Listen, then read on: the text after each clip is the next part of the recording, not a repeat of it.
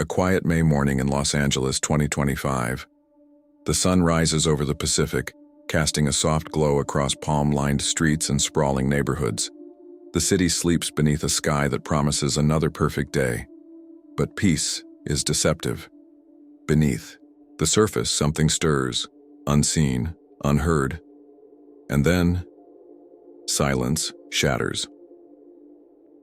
At precisely 9:15 a.m., 3 synchronized explosions rip through the heart of the city. LAX airport erupts into chaos as fire engulfs terminals. The financial district trembles under the force of destruction.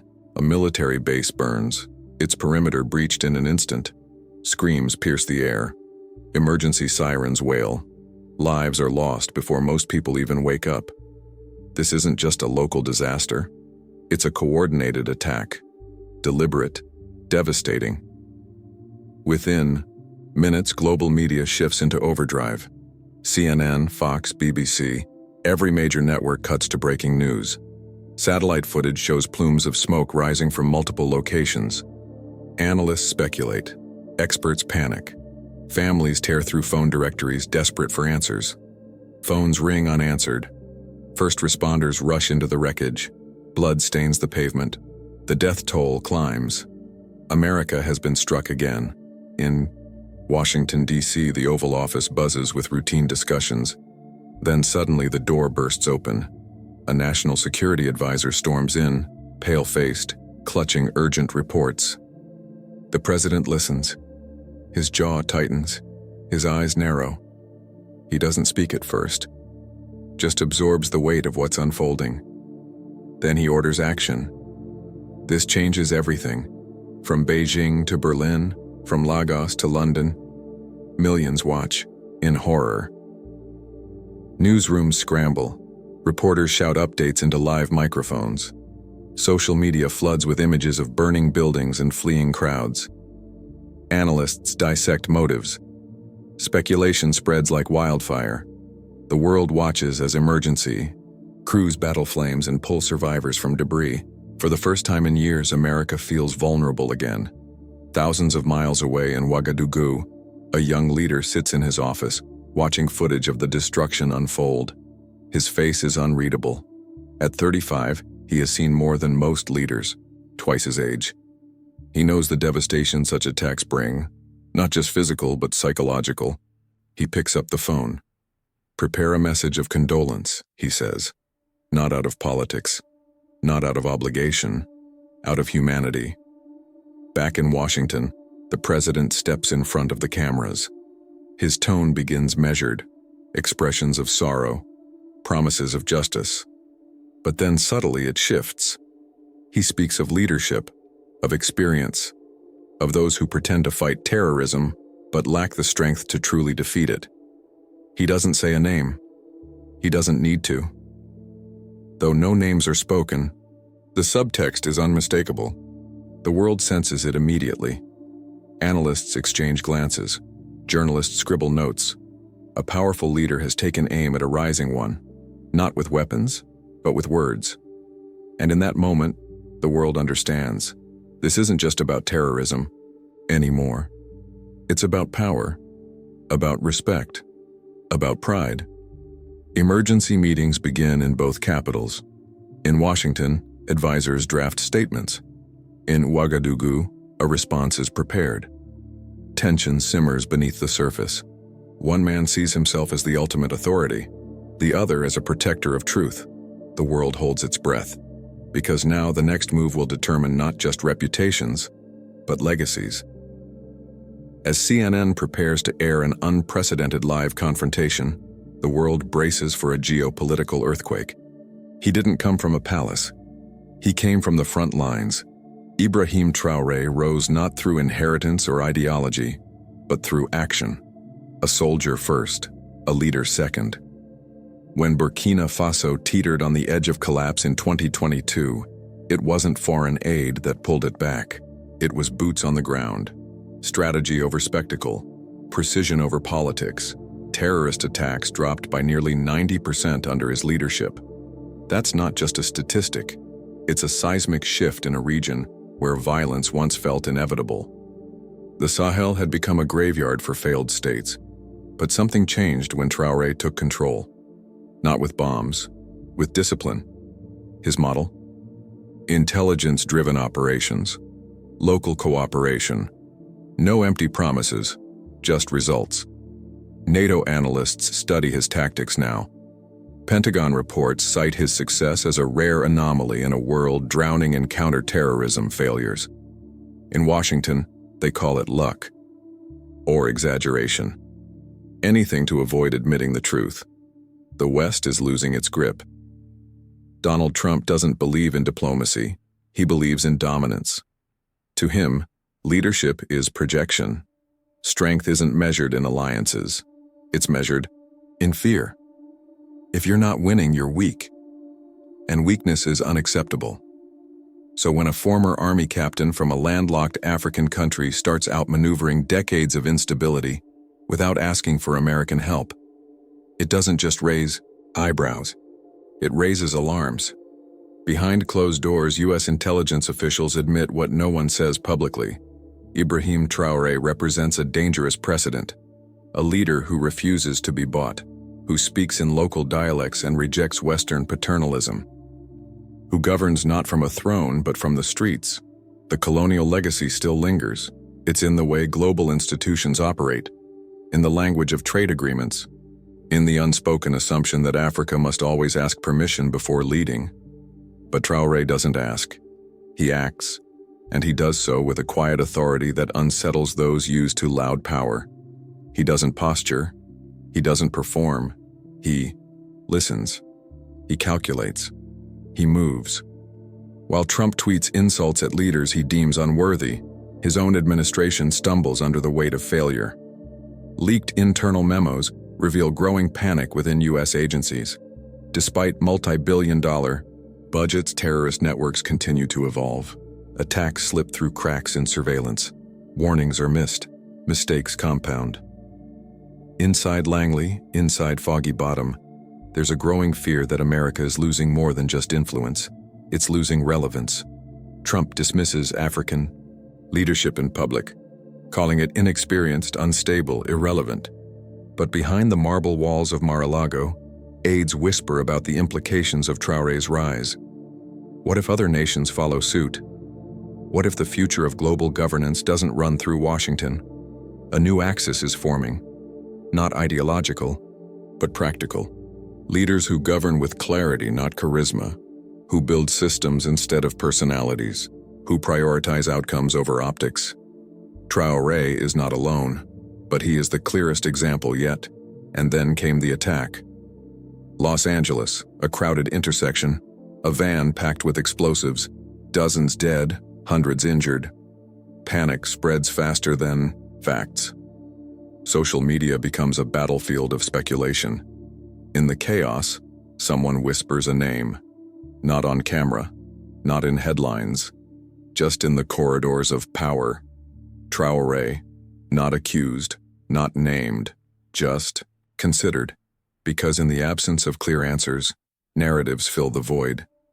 And the most dangerous ones are the ones never spoken aloud. CNN calls, offers Traoré a chance to respond live. His advisors urge caution. Silence could be seen as guilt. Denial could invite war. Words, even carefully chosen, could ignite an international crisis.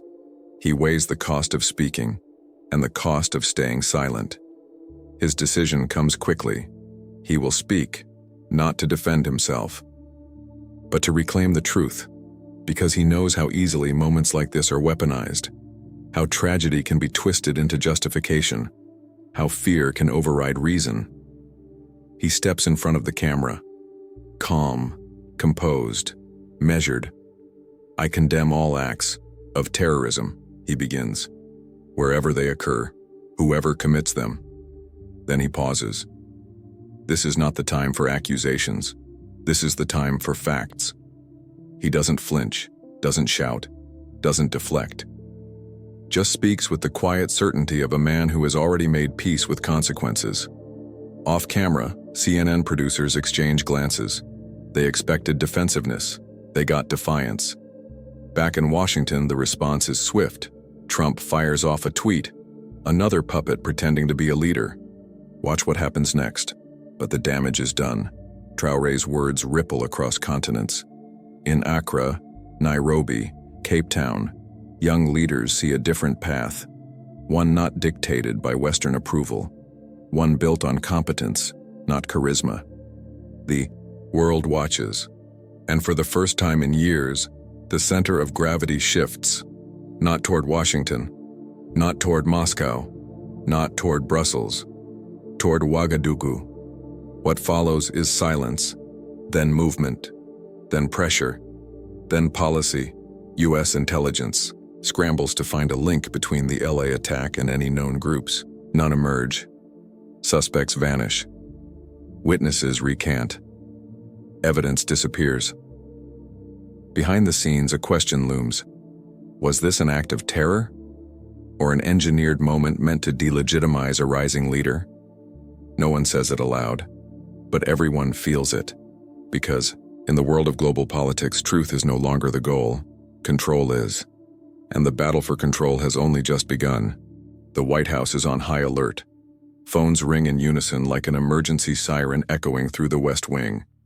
A war room of communication strategists huddles over laptops, drafting statements, spinning narratives. Inside the Situation Room, aides whisper about global optics. They know what's coming. A reckoning not just with Burkina Faso, but with history itself. One senior advisor scribbles a line into a draft. President Trump stands alone as the last true defender of Western values. It's a phrase meant to rally allies, silence critics, and reframe the narrative.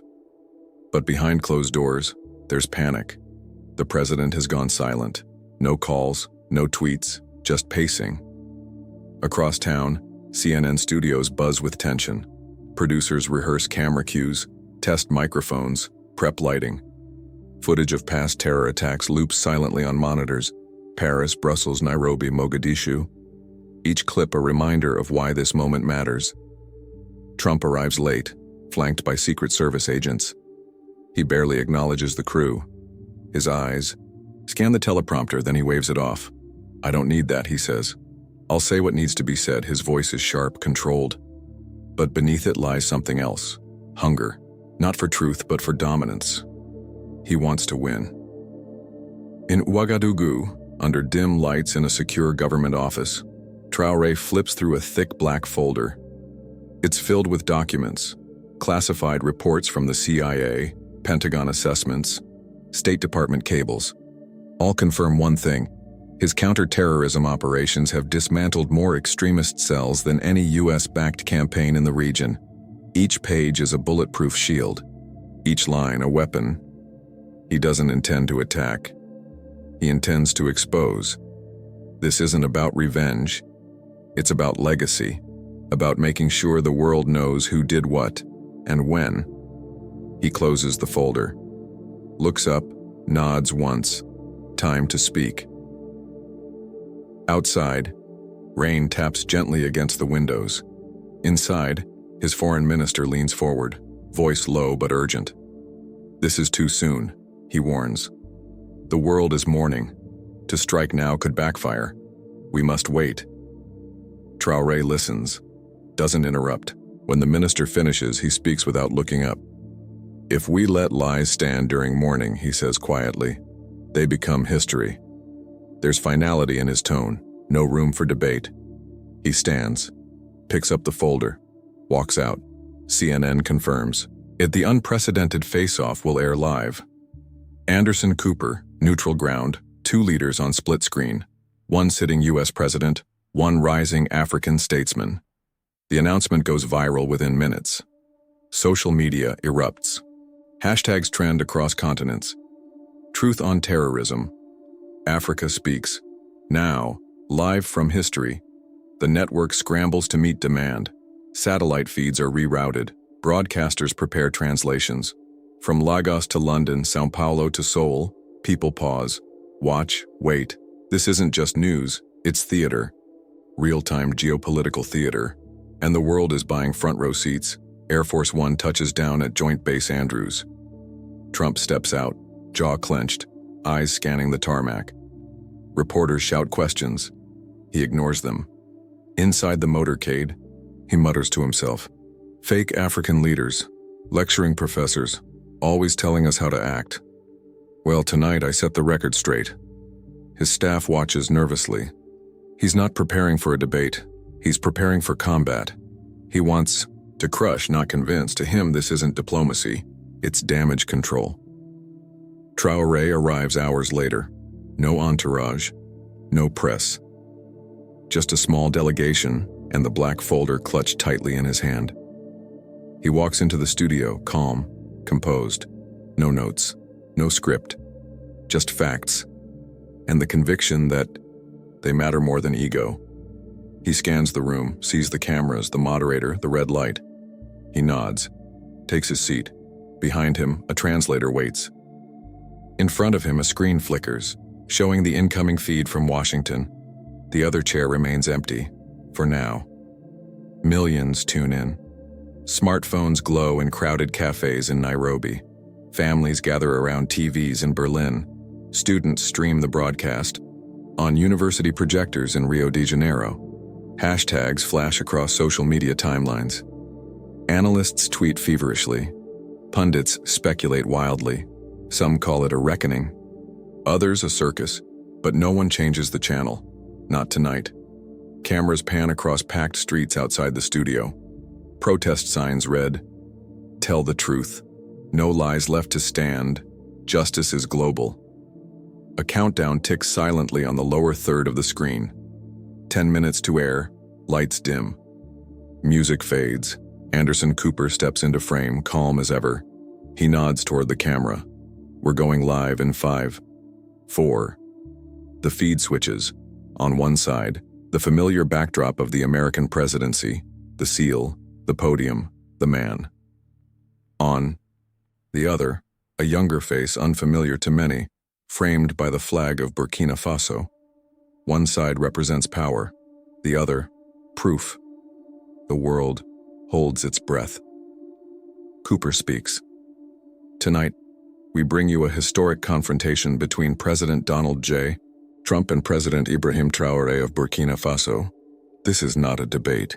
It's a moment of reckoning. He turns to Trump first.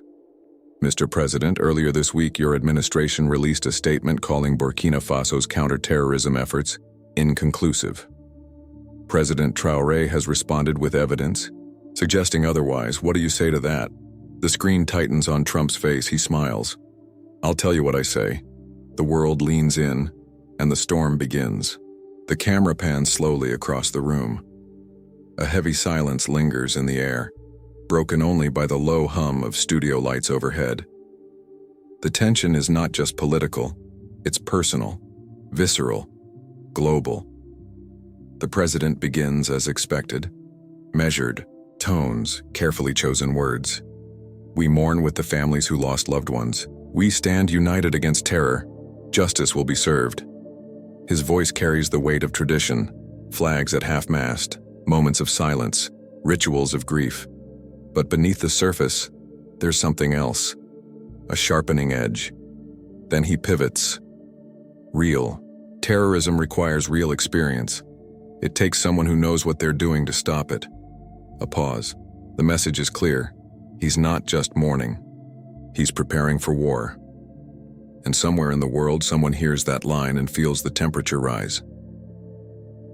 From across the table, the young leader of Burkina Faso leans forward. His face is calm, but his eyes are sharp. He speaks in French, translated, live. I extend my deepest sympathies to the American people. No nation should suffer the loss of its children. There's a beat. Then, the pivot. But I must ask, does this tragedy justify dismissing intelligence that could have prevented it? The room shifts. This was supposed to be a condolence call. Instead, it's becoming a confrontation. Traoré lays out numbers like cards on a table. In the past 5 years, your country has spent over $100 billion on counterterrorism operations abroad. Our nation, with less than 1% of that budget, has neutralized more terrorist cells per capita than any Western power.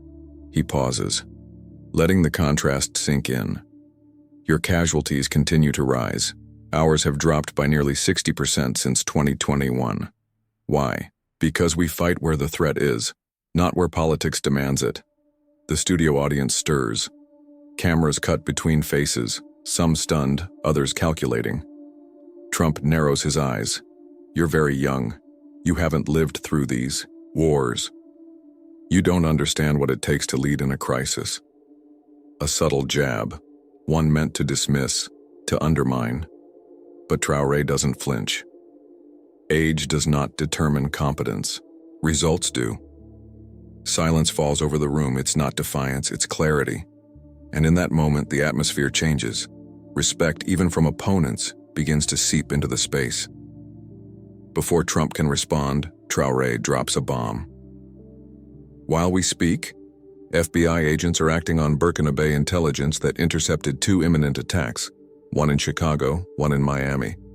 Gasps ripple through the control room. Reporters scramble to confirm. Phones buzz. Someone whispers urgently into a headset. No one expected this, not even the producers. Traoré continues, relentless. Today alone, 47 Americans died. How many Burkina Bay civilians were killed this year? He lets the question hang. Trump hesitates. A long, uncomfortable silence stretches across the screen. Finally, he answers, off script. That's not how this works. You don't lecture us on security. But the damage is done. The world watches. A sitting U.S. president struggled to answer a simple question about civilian safety. John Cooper, the moderator, leans in. President Traoré, are you suggesting Burkina Bay methods are superior? Traoré shakes his head. I'm saying results speak louder than budgets. When lives are on the line, ego cannot dictate action. He looks directly into the camera. If we let pride cloud purpose, we all lose. The line echoes around the world. In newsrooms, classrooms, military briefings, some see truth, others see treason, all feel the shift. Trump slams his hand lightly on the table. You come here talking down to the United States and now you want respect? His tone hardens. Let me be clear. If our allies won't cooperate, we'll act, unilaterally. And if you threaten our interests, you'll face consequences. It's a veiled threat, or maybe not so veiled. The phrase military action hangs unspoken in the air. Across Africa, leaders watch closely. Some whisper nervously, others sit up straighter. Burkina Faso is no longer just a footnote in global diplomacy. It's a flashpoint. Traoré doesn't blink. Threatening allies when confronted with facts proves inadequate leadership. He says it plainly, without drama, without malice, just truth. And it lands harder than anything else said that night. Even some of Trump's own advisors look away from the monitor. This wasn't a debate. It was an autopsy. Of policy, of pride, of perception. Trump stands abruptly. We're done here. He walks out. The red light blinks off, but Traoré remains. For a moment, the screen goes black. Then, the image returns. Traoré is still seated, calm, composed. He speaks directly to the American people. Politics should not prevent cooperation that saves lives. We have offered our hand. The choice is yours. The screen fades to black. The credits roll, but the world doesn't go back to sleep. Not tonight. It starts with a clip, 60 seconds of raw confrontation captured on shaky phone footage. A man in a dark suit stands firm before the most powerful leader on earth. His voice doesn't waver. His eyes don't blink. You speak of strength while ignoring the blood on your own hands. The video spreads like wildfire. Within hours, Traoré destroyed Trump trends globally. It isn't just outrage, it's catharsis. Memes flood timelines. A cartoon shows Traoré holding up a mirror to a red-faced Trump, who sees nothing but his own reflection. Another depicts him as a lion standing over a screeching jackal. Journalists scramble to contextualize the exchange. Pundits argue over tone, intent, and precedent. Analysts dissect every syllable. But the public? They've already made up their minds. This is not politics, this is poetry. And the world is watching. In a sterile press room in Washington, D.C., an FBI spokesperson adjusts her glasses and clears her throat. We can now confirm that Burkina intelligence played a pivotal role in identifying and neutralizing multiple active threats against U.S. soil. Without their intervention, hundreds of American lives would have been lost. Silence follows. Then a storm of questions. Reporters shout over each other. Cameras flash. The weight of the words settles into the collective consciousness. For years, the West framed Africa as a place of chaos, need, and dependence. Now the truth stares back. Africa didn't just help, it saved them. Inside the West Wing, the air is thick with panic. Senior aides gather in hushed corners. Phones buzz nonstop. Emails pile up faster than they can be read. They know what's coming. The president's words were reckless, unpresidential, irretrievable. More dangerous than the scandal itself is the silence from within the party. Congressional Republicans begin distancing themselves, subtly at first, then openly. One senator tweets, "We must always honor our allies. We must lead with dignity." Another calls for unity. Another says nothing. The message is clear. The tide has turned. From Paris, Emmanuel Macron issues a rare statement. What we saw was not diplomacy. It was disrespect disguised as power. In Ottawa, Justin Trudeau responds to reporters with a measured smile. Leadership is not about dominance, it's about courage. And today we witnessed true courage. Even NATO, usually silent in such matters, releases a carefully worded communiqué. Allies are equal, alliances are sacred. Across continents, leaders begin to speak, not out of obligation but conviction. The world is no longer watching silently, it is speaking back. In a dimly lit CNN studio, a woman sits with trembling hands. Her son died in a terror attack months ago. She looks directly into the camera. "My son died while the president attacked someone trying to save others." Her voice cracks. She pauses. The silence speaks louder than any headline. Across social media, families of victims begin to share their grief and their anger. "We lost our daughter, but we didn't lose our humanity. Why does he insult those who tried to protect us?" Their pain becomes the moral compass of a global conversation. On Capitol Hill, the mood is electric. Calls for censure mount. Committees meet behind closed doors. Polls show a sharp drop in approval ratings. Impeachment talk emerges. Cautiously, at first, then more boldly, representatives from both parties demand accountability. Some call for hearings. Others push for formal condemnation. A resolution condemning the president's remarks passes swiftly in the House. In the Senate, it stalls, but not without cost. Every vote is a statement. Every silence, a stain. The political landscape shifts beneath their feet. Thousands of miles away in Ouagadougou, a quiet revolution unfolds. Universities invite Colonel Traoré to speak. Military academies request access to his counterterrorism methods. Diplomats seek meetings. His face appears on murals across the capital. Young people post photos of themselves wearing shirts printed with his words. True strength lies in protecting the vulnerable. He walks the streets unnoticed, but the country watches while proud, hopeful, inspired. Burkina Faso, long overlooked, now stands tall. Not because it asked to be seen, but because the world finally chose to look. In a rare joint statement, the Pentagon and Department of State issue a declaration. The United States recognizes the critical contributions of the Burkina government in strengthening global security. Our partnership is vital to the shared mission of peace. The language is unprecedented. No qualifiers, no caveats, just gratitude. Behind closed doors, defense officials begin revising strategy papers. New funding proposals emerge. Joint exercises are planned. The narrative shifts.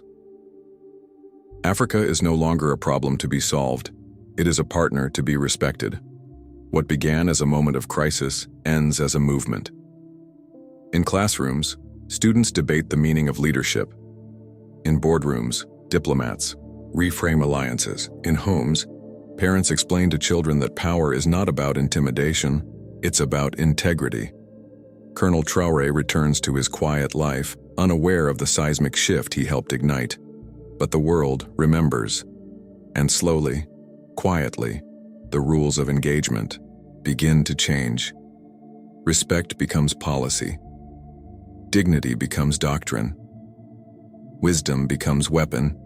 And somewhere, in the corridors of history, a new chapter begins. Not with war, but with wonder. It is November 2020. The world watches, breath held as the numbers come in. One by one, the states turn blue. The man who promised to make America great again has lost, decisively. In the White House, silence falls like snow. There are no rallies, no tweets, no last-minute declarations. He retreats into Mar-a-Lago, a fortress of fading influence. His allies speak for him now, but even their voices grow quieter with each passing day. He does not concede publicly. He will never admit it out loud. But behind closed doors, he stares at maps and polls, replaying every decision, every confrontation, every missed opportunity. And somewhere in that quiet, he whispers something only those closest to him hear. I could have worked with him. January 2021. Washington, D.C. Private jet lands at Andrews Air Force Base under tight security. The sun rises behind the Capitol dome, casting long shadows across the National Mall. Out steps a man in a dark suit, his posture straight, eyes scanning the horizon. No handcuffs, no interrogation room, no accusations.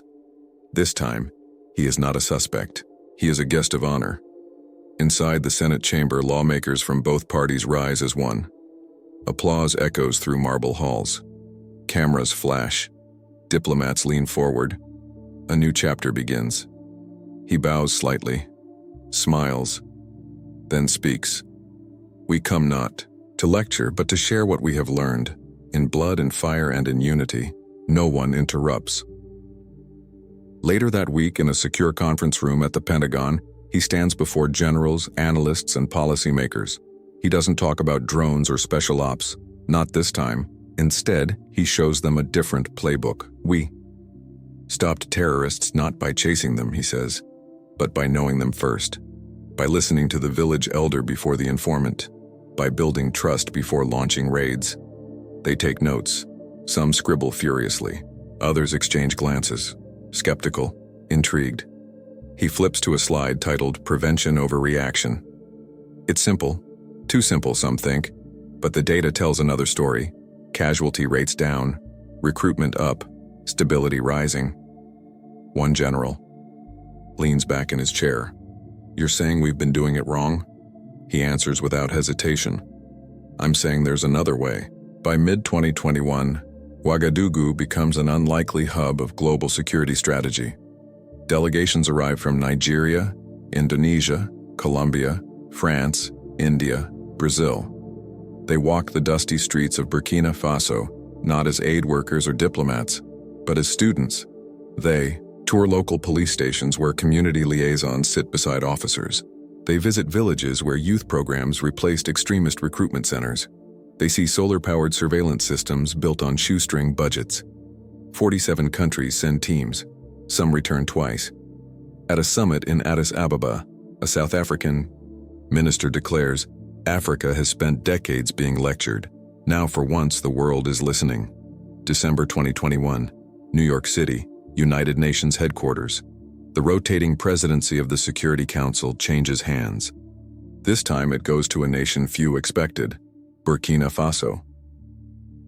Traoré stands at the helm, overseeing debates on climate conflict, migration, and post-pandemic recovery. His calm presence unsettles old powers. Some whisper of symbolism over substance. But when he speaks, they listen. Security is not a privilege, he says.